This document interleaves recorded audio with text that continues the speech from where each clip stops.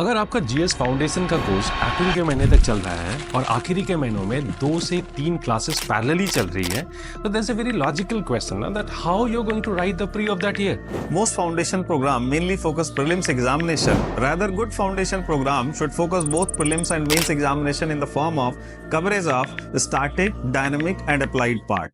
We finish the course at least 100 days before the pre of that year. आज आपको ये भी याद रखना है कि जो फैंटास्मागोरिया जो सोशल मीडिया का मायाजाल है उससे भी आपको बचना है ताकि आपका प्रिपरेशन सही दिशा में चल सके। Let's do a foundation that works for you.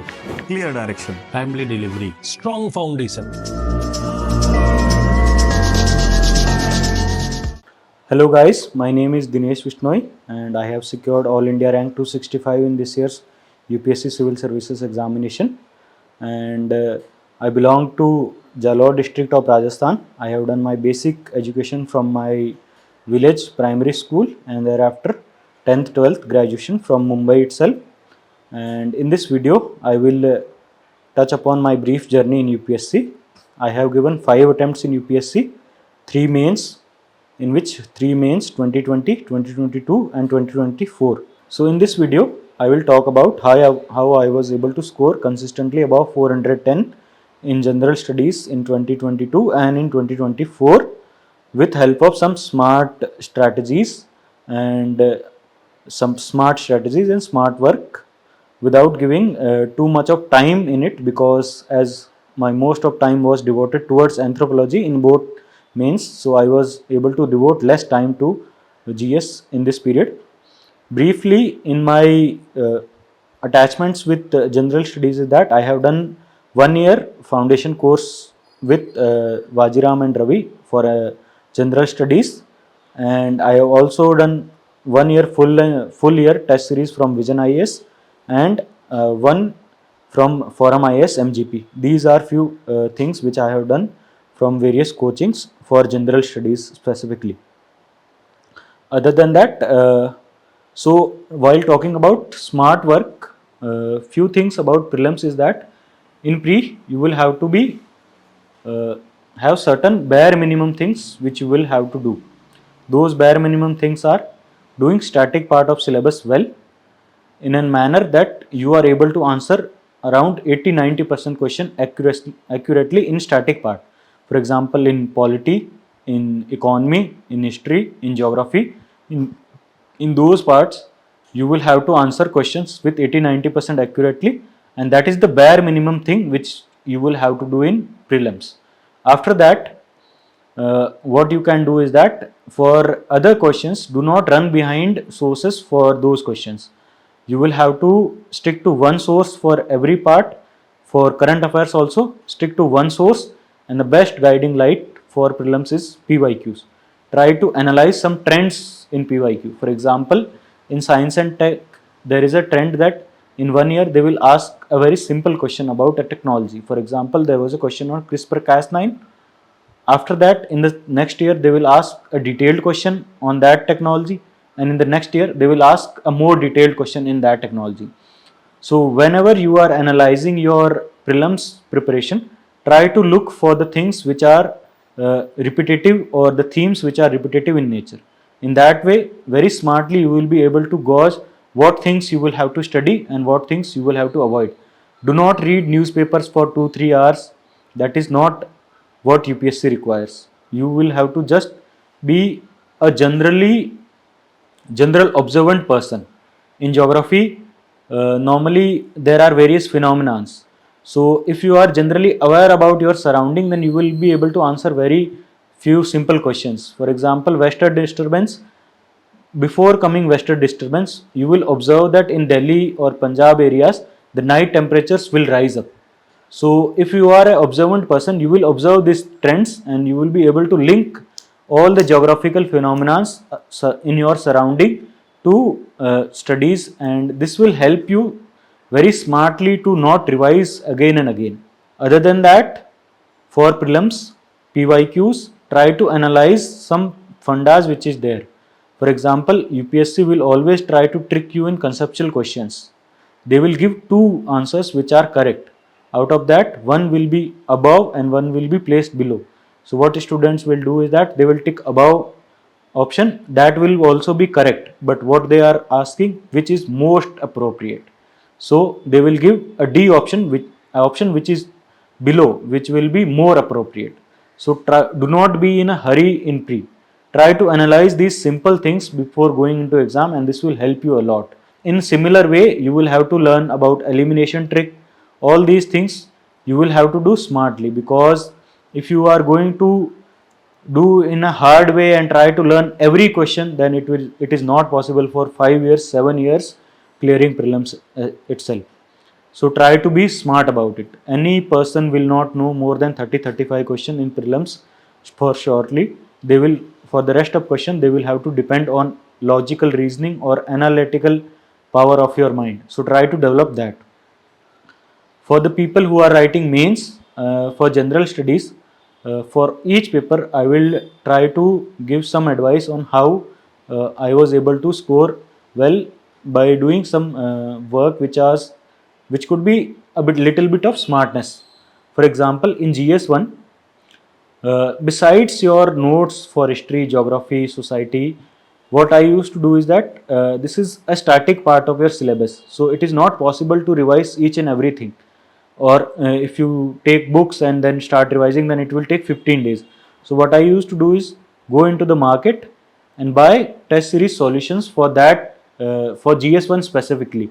For example, in this year you can, for GS1 you can take from Forum IS or Vajiram. Both have good solutions, and analyze 1 year full solutions, read before the mains.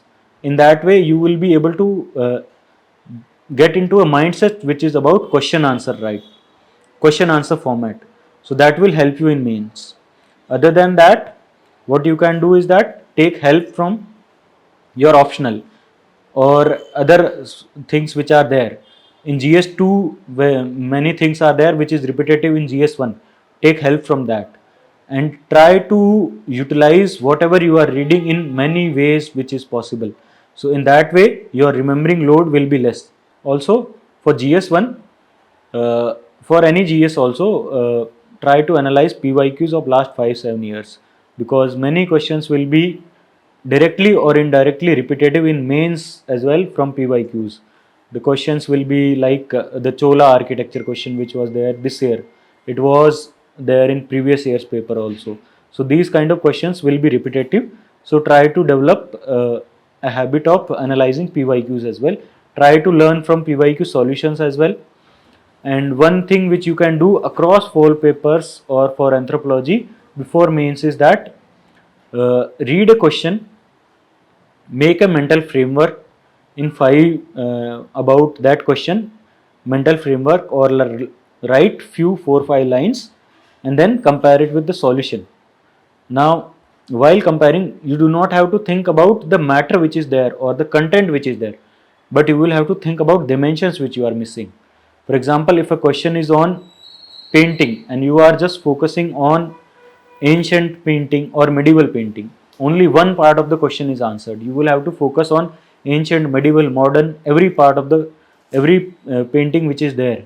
So in that way, if you are analyzing yourself that you are missing some key dimensions, then you are being penalized. Otherwise, it is not the matter that you are writing one particular example and other person is writing other example. That is not relevant. What is relevant is how multidimensionally you are able to write your answer. So that is one thing is which is there. Other than that, in GS2 for polity part, what you can do smartly is that try to think in terms of constitutional angle, legal angle, executive, institutional, judiciary, institutional like institutions like election commission, etc. So while writing any questions, try to bring their role in the question. So it will be a more specific answer. While writing a GS2 answer, do not go for historical or GS3 taking help from GS3. You can tell help from the subheads of GS2 itself.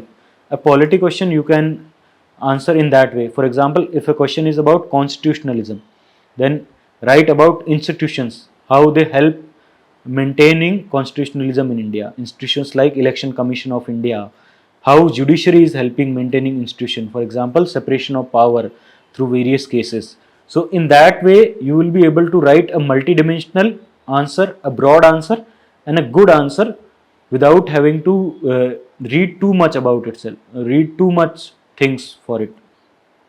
Similarly, for governance, there are limited questions. Try to analyze them. Very limited syllabus is there. Try to prepare notes on beforehand and write those questions well, because they are rewarding, more rewarding in nature. What people usually do is that they focus excessively on polity in paper 2 and neglect all other part. Polity is just about 8 questions. Governance is 3 questions, 4 questions, governance and social justice, and 4 questions for IR. So prepare these topics well. IR, you will have to analyze some 7-8 topics. Take help from coaching institutions. They will give questions. So those questions you can identify topics which are important for this year, and then read those topics in detail. So in that way you will be able to smartly deal with the whole syllabus without having to go for too much of notes or too much of material for every subject. Similarly, for GS3, internal security, 4 questions, very easy questions and very important and very short syllabus.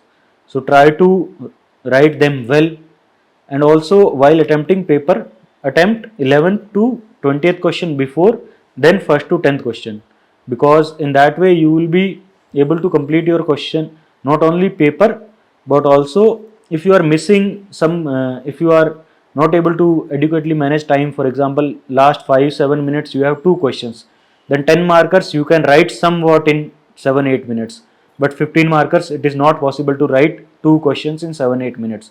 So in that way also you will be able to smartly handle the time management as well. So these are few things. Other than that, in GS3, utilize keywords from economy. For example, capital, how much capital output ratio is there for a particular thing. So instead of writing what return it is giving, write capital output. In that way, you are convincing the examiner that I know things. I am able to write it in a way. So that is there. For environment, just be aware of your surrounding. Write examples from your surrounding. If you are staying in Delhi, then write about Delhi floods. If you are staying in Mumbai, write about Mumbai floods. And also various tragedies which happen every year. So write those examples in disaster management. It will be a more human aspect to your answer.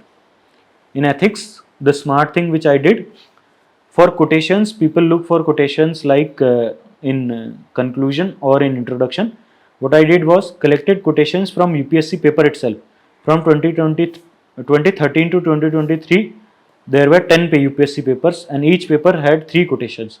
Write those each quotations in 2 or 3 pages and utilize them in your ethics paper, in your essay paper, or everywhere which where possible.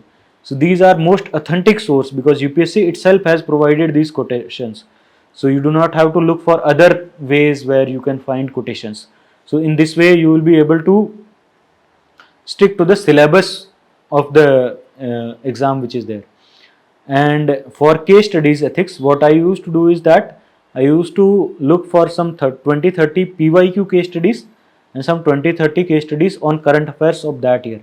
So I used to go by reading 50-60 case studies before going to the exam, and that would give me an edge, because it is very easy to write then, because you will have a question answer framework in your mind that will provide you help. Try to write stakeholders wherever possible. If a question is if you are not able to fill whole 4 pages, then write stakeholders. These are few smart things which you can do in ethics as well. For essay, try to write in a speech wise format on any topic. For example, I attempted a question on why doubter is a true man of science. So for that, who is a doubter? Doubter is a logical person. So write who is a doubter, why he is the only true man of science. So in that way you will be able to build some 3-4 macro questions, and on those macro questions you can write your micro dimensions, taking help from levels approach, individual, organizational, international level, etc., and the approach of pestle approach in that micro argument for example itself. argument you will have to develop beforehand. Try to bring practice of developing argumentative essay. This will help you, because in this year also we have seen that essay marking was pretty much from 60 to 130. So that range is quite wide. To try to remain above a certain line, for example around 100. So in that way it will not punish you in a way that you are out of the list just because of one paper. Thank you.